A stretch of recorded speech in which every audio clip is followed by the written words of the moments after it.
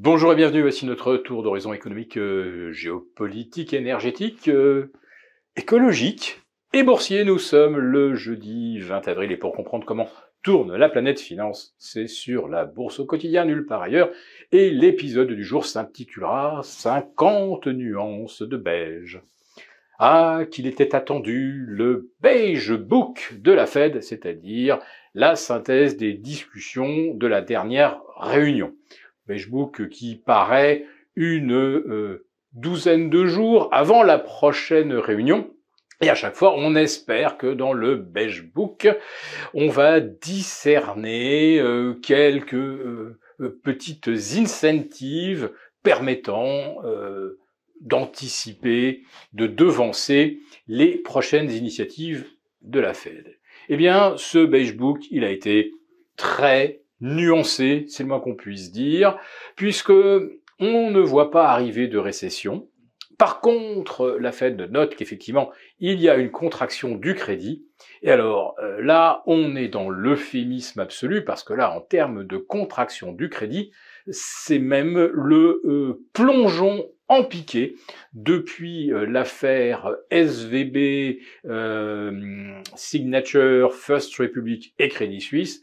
Eh bien, les banques régionales ont presque cessé de prêter. En tout cas, dans l'immobilier, c'est la chute libre. Dans l'immobilier commercial, c'est la chute libre. Et en plus de ça, ça tombe au plus mauvais moment, puisque le taux d'inoccupation de l'immobilier de bureau est au plus haut d'ailleurs depuis le mois de juin 2020. Vous voyez, c'était juste au lendemain de la pandémie, alors que les gens n'avaient pas encore complètement pris l'habitude de télétravailler. Eh bien, là, on est sur des taux d'inoccupation qui atteignent les 30% à San Francisco, où on ne trouvait pas un mètre carré disponible fin 2019.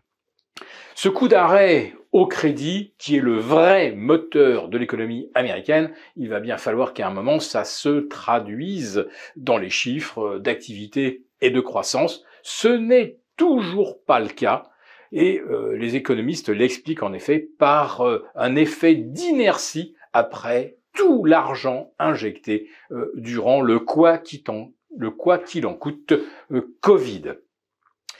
Alors cette période très spéciale du Covid, on commence aussi à en payer le coût en France, avec un nombre de faillites qui explose littéralement. Bref, toutes les entreprises zombies maintenus en survie artificielle par les PGE sont en train de capoter, sans oublier évidemment les PME, PMI qui sont plombés par les prix de l'électricité. Là, ça touche surtout les artisans boulangers, éventuellement les charcutiers traiteurs. Et puis il y a une troisième catégorie qui est en train d'enregistrer des dépôts en série. C'est tout ce qui a trait au BTP, parce qu'on est en train effectivement de construire les programmes qui sont déjà financés, mais derrière, il n'y a plus rien qui sort. Alors il va falloir que tout le petit monde qui est dans le BTP se recycle en effet vers la reconfiguration de logements anciens et la mise aux normes thermiques.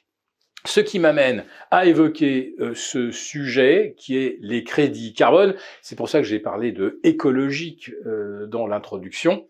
Et oui, les crédits carbone qui vont finalement voir le jour pour les entreprises et pour les particuliers à partir de janvier 2026. Alors, heureusement, ça ne va pas nous tomber dessus tout de suite. On a quand même 2 ans et demi pour s'y préparer. Mais le principe est acté.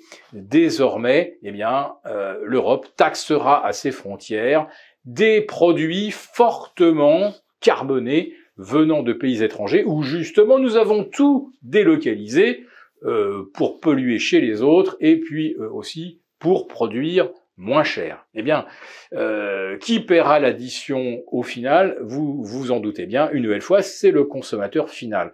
Et les Européens en sont tellement conscients que déjà, ils envisagent une enveloppe pour venir en aide aux particuliers, aux PME, PMI, qui sont déjà en grande difficulté aujourd'hui avec les prix de l'électricité. Donc il faudra encore venir à leur secours parce que taxer aux frontières tout ce qui va nous revenir comme produits semi-finis, mais également l'acier, les engrais et je pense aussi à l'hydrogène, si jamais on en importe, eh bien tout ça va effectivement renchérir le prix des déplacements, le prix de la construction, etc. Donc, on essaye à nouveau de résoudre un problème. Alors, je ne sais même pas s'il est écologique, parce que les réchauffements climatiques, ce sont des cycles longs et qui sont parfois assez rapides et inexorables. On n'a jamais pensé qu'on pouvait baisser la température au cours des millénaires passés en abaissant le taux de carbone. En fait, c'est le taux de carbone qui suit le réchauffement et pas l'inverse. Bref. On espère une nouvelle fois résoudre un problème par des taxes et tout ce que l'on va réussir à faire, c'est appauvrir encore davantage la majorité de la population sans lui permettre de respirer un air plus pur. Si cette vidéo vous a plu, n'hésitez pas à nous mettre un pouce. Rendez-vous demain pour notre live avec les abonnés des affranchis.